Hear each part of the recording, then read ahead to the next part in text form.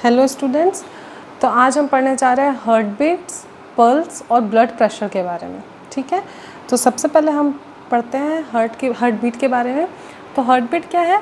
One complete contraction and relaxation of the heart is called heart beat. जो मैंने आपको बताया था कि किस तरीके से ब्लड फ्लो होता है हमारे हार्ट में, तो वो जो कंप्लीट ब्लड फ्लो एक बार होता है उस टाइम जो कॉन्ट्रैक्शन और रिलैक्सेशन होता है हमारे हार्ट का, वो जब पूरा कंप्लीट एक बार हो जाता है तो उसी को हम क्या कहते हैं?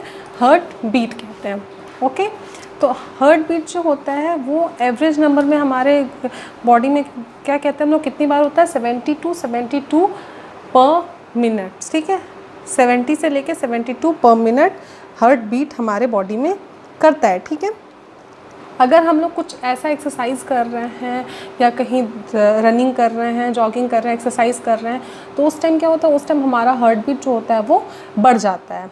पर नॉर्मल ह्यूमन बीइंग में average number of heart beat हमारा 72 पर मिनट ही होता है। ओके, तो आई होप आपको क्लियर हो गया हो कि हार्ट बीट क्या है। जैसे हमने पढ़ा था ब्लड फ्लो हमारा होता था, तो ब्लड हमारा पहले फ्लो होके आर्टरी से जा रहा है, फिर वो सारे बॉडी पार्ट में जा रहा है, तो वो पूरा जो साइकिल एक कंप्लीट होता है, तो उसके बारे में कहा जा रहा है कि वन कंप्लीट कॉन्ट्रैक्शन, एक वो पूरा साइकिल कंप्लीट होगा तो उन complete contraction and relaxation of the heart is called heart beat. ठीक है, तो ये हार्ट बीट के बारे में। और आपको इसको पता है कि हार्ट बीट जो होता है वो हम लोग कौन से एपरेटस से चेक करते हैं? डॉक्टर्स जो होते हैं वो कौन सा एपरेटस यूज़ करके हार्ट बीट्स को चेक करते हैं? वो होता है हमारा स्टेथोस्कोप्स। ठीक है, स्टेथोस्कोप से हम लोग अपने हार्ट बीट्स को कम्प्लीटली क्लियरली सुन सकते हैं। ओके, तो आई होप हार्ट बीट आपको क्लियर हो गया हो। तो अब हम पढ़ते हैं पल्स के बारे में कि पल्स क्या है।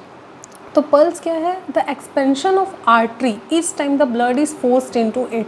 हम लोगों को पता है कि सबसे पहले क्या होता है? ब्लड जो होता है वो आर्टरीज़ में आता है, फिर क्या होता है? कॉन्ट्रैक्ट करके ब्लड जो होता है वो दूसरे में चले जाता है। ठीक है, तो उस टाइम में क्या होता है? तो जब आर्टरीज जब एक्सपेंड किया हुआ रहता है, ठीक है, एक्सपेंशन जब हुआ रहता है उसका, उस टाइम जो ब्लड का फ्लो उसमें जब आता है, फोर्स जो उसमें रहता है ब्लड का, उसको हम लोग क्या कहते हैं? पल्स कहते हैं। The expansion of N artery each time the blood is forced into it. जब भी ब्लड उसमें फोर्स किया जाता है, ब्लड उसमें डाला जाता है, उस समय जो आर्टरीज का एक्सपेंशन होता है उसको हम लोग क्या कहते हैं? पल्स कहते हैं। ठीक है, तो अब हमें पता है कि हार्ट बीट के टाइम में एक्सपेंशन ऑफ आर्टरीज होते हैं। ठीक है, एक्सपेंशन होता है, उसमें ब्लड आता है, तब वो कॉन्ट्रैक्ट करता है, वो दूसरे में ब्लड डालता है, तो इस तरीके से जो प्रोसेस चलता है। तो एक बार हार्ट बीट होगा तो उसमें एक बार एक्सपेंशन ऑफ एन आर्टरीज होंगे, ये बात हमें पता है। तो इसीलिए हम लोग क्या कहते हैं कि पल्स रेट जो होता है पर्सन का, वो number of heart beat per minute के बराबर होता है। ठीक है, तो पल्स रेट भी एक पर्सन में कितना होता है? 72 पर मिनट्स, 70 से लेके 72 पर मिनट्स हमारे बॉडी में पल्स रेट भी होता है। पल्स रेट जो होता है वो हार्ट बीट्स के इक्वल माना जाता है।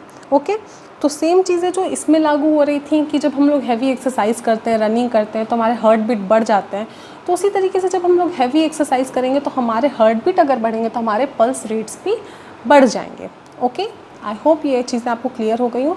अब पल्स रेट क्या है? पल्स रेट नॉर्मली हम घर पे भी चेक कर सकते हैं कि हमारा पल्स कितना है, क्योंकि क्या होता है कि ये हम आर्टरीज़ को चेक करके पता करते हैं कि हमारा पल्स रेट कितना है। तो हमारे बॉडी में तो हर तरफ आर्टरीज़ फैली हुई है। ठीक है, हर तरफ आर्टरीज़ है, तो अब क्या है कि कई बॉडी पार्ट्स में आर्टरीज़ जो है वो दबी हुई हैं, पर कुछ ऐसे पार्ट्स हैं जहाँ आर्टरीज़ हमारे नज़र आते हैं, लाइक हमारा रिस्ट। ठीक है, ये पोर्शन है, यहाँ पे साफ हमारे आर्टरीज़ नज़र आते हैं। तो यहाँ हम लोग क्या करते हैं? आर्टरीज़ को इन दो फिंगर का यूज़ करके, मिडिल और इंडेक्स फिंगर का यूज़ करके, इस तरीके से हम आर्टरीज़ को थोड़ा दबा के चेक कर सकते हैं कि हमारा पल्स रेट कैसा है। ठीक है, तो आप देखते होंगे कि कई दफ़ा ऐसा होता है कि जब आप डॉक्टर के पास जाते हैं तो डॉक्टर आपका रिस्ट चेक करके आपका पल्स रेट चेक करने की कोशिश करता है। ठीक है, तो वो क्या होता है? वो रिस्ट आपका इसलिए चेक करता है ताकि वो आर्टरी को थोड़ा सा प्रेस करके वहाँ पे आपका पल्स रेट कितना है वो चेक कर सके। ठीक है, तो ऐसे जगह जहाँ पे हमारे आर्टरीज़ नज़र आ रही हैं, हमारे आर्टरीज़ हमारे स्किन से क्लोजली हैं, ठीक है, उस जगह पे हम आर्टरीज़ से अपने पल्स रेट को चेक कर सकते हैं। ओके, तो आई होप आपको heart beat and pulse clear हो गया हो। अब है ब्लड प्रेशर। ब्लड प्रेशर क्या है? The pressure at which blood is pumped around the body by the heart. Heart से जब बॉडी में ब्लड पंप होता है तो उस टाइम जो प्रेशर लगते हैं उस प्रेशर को हम कहते हैं ब्लड प्रेशर। ओके, कि हार्ट से बॉडी पार्ट्स में ब्लड जाते टाइम जो प्रेशर लगता है उस प्रेशर को हम कहते हैं ब्लड प्रेशर। तो ब्लड प्रेशर क्या है, हमारा दो टाइप का प्रेशर होता है, systolic pressure and diastolic pressure. तो सबसे पहले हमें समझना है कि सिस्टोलिक प्रेशर, सिस्टोलिक का मतलब क्या है एंड डायस्टोलिक का मतलब क्या है। तो जब हमें पता है कि क्या होता है कि जब ब्लड होता है, ब्लड को हम लोग क्या अरोटा की हेल्प से हमारे बॉडी पार्ट्स में भेजते हैं। तो जब ब्लड हमारा अरोटा से दूसरे बॉडी पार्ट्स में कब जाता है, जब हमारा जो है वेंट्रिकल वो कॉन्ट्रैक्ट करता है, वो कॉन्ट्रैक्ट करता है, कॉन्ट्रैक्ट करने के बाद वो ब्लड को प्रेशर देता है और ब्लड जो है अरोटा की हेल्प से दूसरे बॉडी पार्ट्स में हमारा जाता है। तो उस टाइम क्या होता है, वो क्या करता है, कॉन्ट्रैक्ट करता है। तो उस कॉन्ट्रैक्शन फेज को हम क्या कहते हैं, सिस्टोल कहते हैं। ठीक है, सिस्टोलिक नॉट सिस्टोल कहते हैं, सिस्टोल।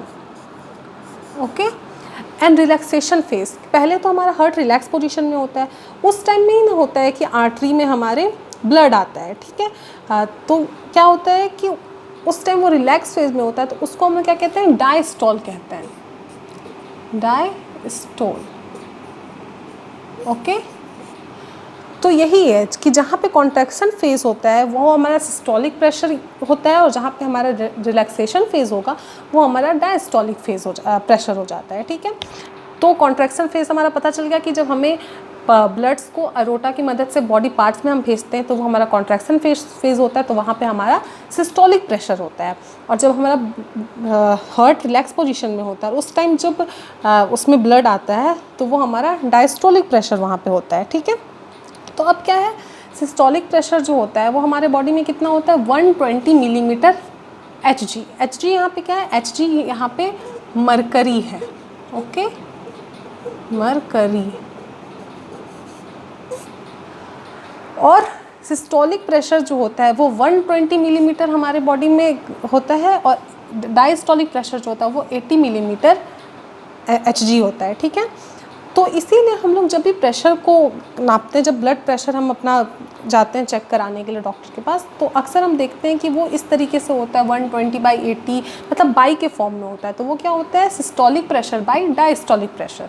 ओके, तो सिस्टोलिक प्रेशर हमारा 120 होना चाहिए, 120 से अगर एबव होता है तो वो क्या होता है, हाइपरटेंशन हो जाता है, और 120 से अगर कम होगा तो वो हाइपोटेंशन हो जाएगा। ठीक है, तो 120 जो है वो हमारा मीडियम है जिसके थ्रू हम लोग चेक करते हैं कि इससे ज़्यादा है या इससे कम है। तो 120 हमारा सिस्टोलिक प्रेशर हो जाता है और 80 हमारा डायस्टोलिक प्रेशर हो जाता है। तो हमेशा हम blood pressure systolic pressure by diastolic pressure करके हम लोग इसको नापते हैं। और इसको जिस एपरेटस से हम नापते हैं उसको हम लोग क्या कहते हैं, स्फिग्मोमैनोमीटर। ओके, तो स्फिग्मोमैनोमीटर से हम चेक करते हैं। आप जब भी डॉक्टर के पास गए होगे तो आप देखे होगे कि एक इस तरीके से रहता है, कफ टाइप का कपड़ा रहता है जिसको आप लोग यहाँ पे लगाते हो, फिर उसको प्रेस कर करके हम उसको टाइट करते हैं, तो उस तरीके से हम नापते हैं। तो वो क्या होता है कि इसमें हम लोग क्या कहते हैं कि उसको हम लोग कफ प्रेशर कहते हैं। ठीक है, तो उसको हम लोग अपने हाथ में यहाँ पे बंद कर देते हैं और उसको इतना प्रेशर देना होता है कि वो 200 mmHg तक चले जाए। ठीक है, 200 mmHg तक जाने के बाद उसको हम क्या करेंगे कि अब इतना टाइट वो हो गया है, तो कहीं भी अगर हमारे बॉडी में हम लोग कुछ टाइट बांध लेते हैं तो हमारा ब्लड फ्लो वहाँ पे रुक जाता है। ठीक है, तो 200 mmHg पे जब हम उसको लेके जाते हैं तो वहाँ पे प्रेशर इतना ज़्यादा हमारे हाथ में हो जाता है कि हमारा जो ये वाला पार्ट होता है वो क्या होता है, यहाँ पे ब्लड पहुँचना बंद हो जाता है। अब ब्लड पहुँचना वहाँ पे बंद हो जाएगा तो क्या होगा कि हम लोग वहाँ पे धीरे धीरे फिर उसको रिलीज़ करने लगते हैं। हम लोग उसको रिलीज़ करते हैं, वहाँ पे हम लोग स्टेथोस्कोप लगा के उसके बीट को सुनने के लिए कि वहाँ पे जो साउंड्स है वो क्रिएट हो रहा है कि नहीं हो रहा, वो सुनने के लिए हम लोग उसको लगाते हैं। ठीक है, तो जब हम लोग उसको क्या करेंगे, हम लोग उसको रिलीज़ करके फिर 200 से हम उसको सिस्टोलिक प्रेशर तक लाने की कोशिश करते हैं। ठीक है, सिस्टोलिक प्रेशर पे जब आता है तो उस टाइम क्या होता है कि ब्लड थोड़ा हमारे उस बॉडी पार्ट्स में आएगा, तो ब्लड आने की वजह से उसमें थोड़ा सा एक छोटा सा साउंड क्रिएट होता है। ओके। तो साउंड क्रिएट होता है जिससे हमें पता चलता है कि ये सिस्टोलिक प्रेशर यहाँ पे आ गया, ठीक है। सिस्टोलिक प्रेशर में साउंड क्रिएट होता है। अब सिस्टोलिक प्रेशर से धीरे धीरे जैसे वो डायस्टोलिक प्रेशर पे आता है तो उसका साउंड वापस से बंद हो जाता है, तो उससे हमें क्या पता चलता है कि ये हमारा डायस्टोलिक प्रेशर है। तो इस तरीके से हम बीपी चेक करते हैं, ठीक है। बीपी चेक करने के लिए हम क्या करते हैं, पहले 200 mg तक लेके जाते हैं, इतने प्रेशर देते हैं कि 200 mg तक उसको वो लेके जाते हैं। फिर 200 mg से फिर हम उसको रिलीज़ करना स्टार्ट करते हैं। अगर एक ऐसे पोजीशन पे वो आए जहाँ पे वो साउंड स्टार्ट कर दे, मतलब स्टेथोस्कोप लगाने के बाद हमें साउंड सुनाई दे, तो मतलब वो हमारा सिस्टोलिक प्रेशर है, ठीक है। एंड एक दूसरा मोमेंट है जहाँ पे वो साउंड बंद हो जाए तो वो हमारा डायस्टोलिक प्रेशर होता है, ठीक है। तो इस तरीके से हम नापते हैं कि सिस्टोलिक प्रेशर हमारा कितने पे रुका है और डायस्टोलिक प्रेशर हमारा कितने पे रुका है, ओके। और ऑन एन एवरेज हमारा 120/80 ब्लड प्रेशर होना चाहिए। तो ये आज के लेक्चर में हमारा heart beat, pulse and blood pressure complete हुआ। इसमें बस हमें इतना ही जानना है, और इसके बावजूद अगर आपको कोई डाउट हो तो प्लीज़ मुझसे कांटेक्ट कीजिएगा एंड पूछिएगा, ओके।